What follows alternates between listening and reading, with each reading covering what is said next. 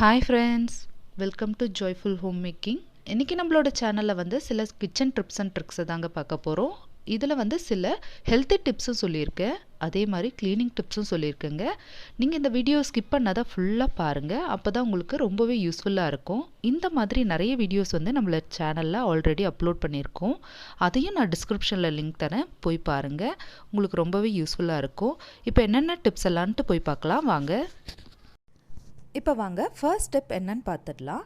Sweet வகைகள்லாம் நீங்கள் செய்வீங்க இல்லைங்களா, பாதுஷா, ஜிலேபி, இந்த மாதிரி எது செஞ்சீங்கனாலும், பாயாச வகைகளாக கூட இருக்கட்டும், எந்த பாயாசம் செஞ்சிங்கனாலும் இந்த மாதிரி ஸ்வீட் செய்யும் போது நீங்கள் அதில் வந்து ஒரு பிஞ்ச் அளவுக்கு சால்ட் ஆட் பண்ணி செய்யுங்க. அந்த மாதிரி ஆட் பண்ணும்போது உங்களுக்கு வந்து சுகர் வந்து நல்லா தூக்கலாகவே தெரியும். நீங்கள் நார்மல் சுகர் போடும்போது கூட ஒரு அளவுக்கு பிஞ்ச் ஆஃப் சால்ட் ஆட் பண்ணும்போது உங்களுக்கு டேஸ்ட்டும் ரொம்பவே நல்லா தெரியும். இதை நீங்கள் ட்ரை பண்ணி பாருங்கள். அதே மாதிரி பாயாசம்லாம் நீங்கள் செஞ்சுட்ட உடனே ஒரு ½ அன் ஹவர் கழித்து பார்த்தீங்கன்னா ரொம்ப திக்காகிடும். அந்த மாதிரி டைமில் வந்து நீங்கள் அது தலை வேணும் அப்படின்னிங்கன்னா நார்மல் வாட்டர் வந்து ஒரு அரை கிளாஸ் அளவுக்கோ இல்லை ஒரு கிளாஸ் அளவுக்கோ உங்களுக்கு தேவையான அளவு அந்த பாயாசத்தில் கலந்துட்டிங்கன்னா உங்களுக்கு வந்து நார்மலாக ஆகிடும். அப்புறம் இந்த ஜிலேபியோ பாதுஷா இந்த மாதிரி ஜீரா ஐட்டம் செய்வீங்க இல்லைங்களா, அந்த மாதிரி செய்யும் போது அதனோட ஜீராவில் வந்து ஒரு 3-4 ட்ராப் அளவுக்கு எலுமிச்சை சாறை ஆட் பண்ணிக்கோங்க. இந்த மாதிரி ஆட் பண்ணி நீங்கள் செய்யும் போது வந்து எலுமிச்சை அந்த ஜீரா வந்து உங்களுக்கு வந்து ஒயிட்டாக ஃபார்ம் ஆகாத நார்மலாகவே இருக்கும். இந்த டிப்ஸையும் உங்களுக்கு பயனுள்ளதாக இருக்கும்னு நினச்சி ஷேர் பண்ணியிருக்கேன். ட்ரை பண்ணி பாருங்கள் ஃப்ரெண்ட்ஸ்.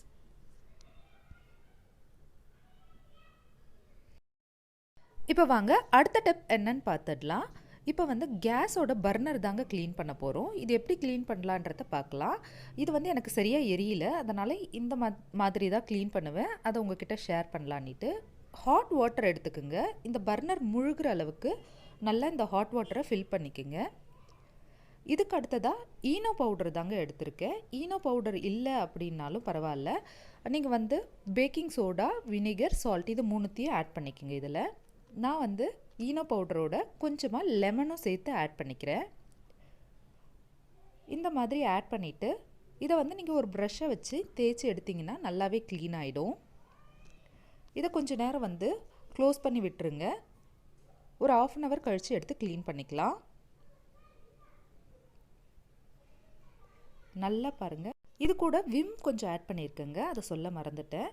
ஸோ இது ½ அன் ஹவர் கழித்து இப்போ பர்னரை எடுத்து காமிக்கிறேன் பாருங்கள். இது பாருங்கள், நல்லாவே உங்களுக்கு வந்து சேஞ்சஸ் தெரியும். இப்போ நீங்கள் ஸ்க்ரப்பை வச்சு இதை ஃபுல்லாக நீங்கள் தேய்ச்சி எடுத்துட்டிங்கன்னா அதுக்கப்புறம் நீங்கள் போடும்போது பர்னர் வந்து நல்லாவே எரியுங்க. இதை நல்லா ஒரு ப்ரஷ்லேயோ இல்லை ஸ்க்ரப்பர் வச்சு நல்லா க்ளீன் பண்ணிக்கோங்க. இந்த டிப்ஸ் உங்களுக்கு யூஸ்ஃபுல்லாக இருக்கும்னு நினைக்கிறேன். இப்போ நெக்ஸ்ட் ஸ்டெப் என்னன்னு பார்த்தீங்கன்னா, இஞ்சை வச்சு தாங்க. இஞ்சை நான் வாஷ் பண்ணி எடுத்து வச்சுருக்கேன்.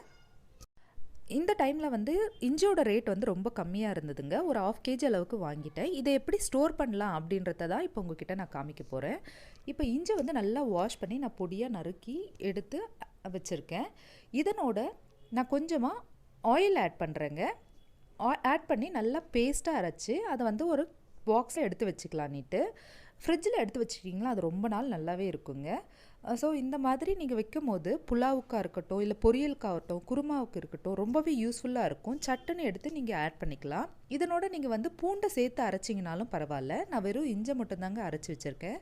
இந்த மாதிரி பேஸ்ட்டாக அரைச்சி நீங்கள் ஃப்ரிட்ஜில் வச்சுக்கோங்க. எப்போல்லாம் தேவையோ டக்குன்னு எடுத்து யூஸ் பண்ணிக்கலாம். ஸோ இந்த டிப்ஸும் உங்களுக்கு யூஸ்ஃபுல்லாக இருக்கும்னு நினைக்கிறேன். அடுத்த டிப் என்னன்னு பார்த்தீங்கன்னா, இது இஞ்சோட தோல் தாங்க. இப்போ இஞ்சி நம்ம வந்து க்ளீன் பண்ணி வச்சோம் இல்லைங்களா, அந்த தோலை வந்து நீங்கள் வேஸ்ட் பண்ணாதீங்க. உங்கள் வீட்டில் செடி இருக்கும் இல்லைங்களா, அந்த செடியோட வேர் பகுதியாண்ட நீங்கள் இதை போட்டிங்கன்னா நல்லாவே இருக்கும், பூச்சி அடிக்காத இருக்கும். இந்த மாதிரி நீங்கள் செய்யும் போது பூக்காயெல்லாம் நல்லாவே வைக்குங்க. இது வந்து கொஞ்சம் காரலாக இருக்கும் இல்லைங்களா, அதனால் பூச்சி வர்றது கொஞ்சம் தவிர்க்கலாம். அதுக்காக இதை யூஸ் பண்ணி பாருங்கள். அடுத்த டிப் என்னன்னு பார்த்தீங்கன்னா, வாழைத்தண்டு வச்சு தாங்க. வாழைத்தண்டு ரொம்பவே நல்லதுங்க. இது வந்து பொரியலாக, கூட்டா, அப்புறமேட்டா பார்த்தீங்கன்னா புலாவ் செய்யலாம், குருமா செய்யலாம், இந்த மாதிரி நிறைய வகைகள் செய்யலாம். கட் பண்ண தாங்க கொஞ்சம் மெனக்கிட வேண்டியது இருக்கும், மற்றபடி செஞ்சிங்கன்னா ரொம்பவே உடம்புக்கு நல்லது. கட் பண்ணி வச்ச உடனே பார்த்தீங்கன்னா அது வந்து கொஞ்சம் ப்ரௌன் கலரில் மாற ஆரம்பிச்சிடும். கலர் மாறாத இருக்கிறதுக்கு இந்த மாதிரி கட் பண்ணி தண்ணியில் இருக்கும் போது ஒரு 2 ஸ்பூன் அளவுக்கு பால் ஆட் பண்ணிக்கோங்க. ஆட் பண்ணிங்கன்னா கலர் சேஞ்ச் ஆகாத இருக்கும். இப்போ வாங்க நெக்ஸ்ட் ஸ்டெப் என்னன்னு பார்த்துடலாம். காலிஃப்ளவரை வச்சு தாங்க. இப்போ காலிஃப்ளவர் சீசன் வந்துடுச்சு இல்லைங்களா, ஸோ எல்லார் வீட்லேயும் காலிஃப்ளவர் வாங்குவீங்க. இதில் நிறைய பூச்சி இருக்கும், அதை எப்படி எடுக்கலான்னு பார்க்கலாம்.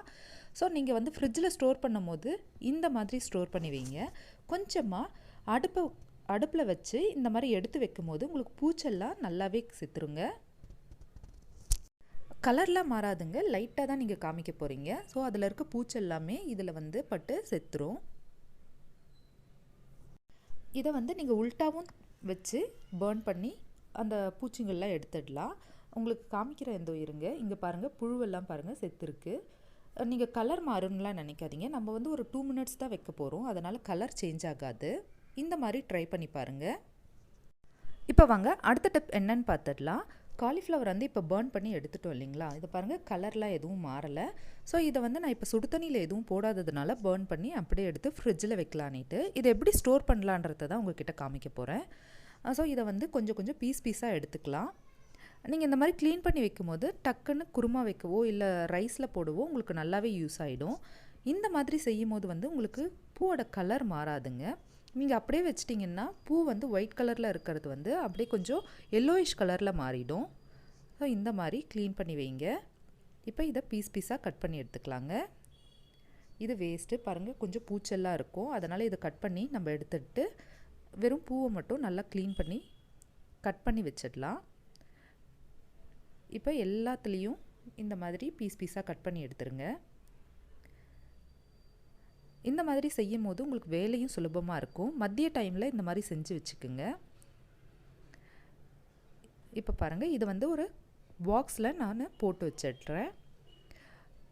நீங்கள் இன்னும் பீஸாக கட் பண்ணி வைக்கிறதுனாலும் பரவாயில்ல, நான் அப்படி தாங்க வைக்கிறேன். டக்குன்னு எடுத்து குருமாக்கு சுடு தண்ணியில் போட்டு செஞ்சுக்கலாம். இந்த மாதிரியும் ட்ரை பண்ணி பாருங்கள். இந்த டிப்ஸ் உங்களுக்கு யூஸ்ஃபுல்லாக இருக்கும்னு நினைக்கிறேன். ட்ரை பண்ணி பாருங்கள் ஃப்ரெண்ட்ஸ். இப்போ அவ்வளோதான், இதை ஃப்ரிட்ஜில் வச்சிடலாம் க்ளோஸ் பண்ணி. உங்களுக்கு என்றைக்கு தேவையோ எடுத்து செஞ்சுக்கலாம். இப்போ வாங்க அடுத்த டிப் என்னன்னு பார்த்துடலாம். சுடு தண்ணி வந்து இந்த மாதிரி பபிள்ஸ் வர வரைக்கும் வச்சுக்கோங்க.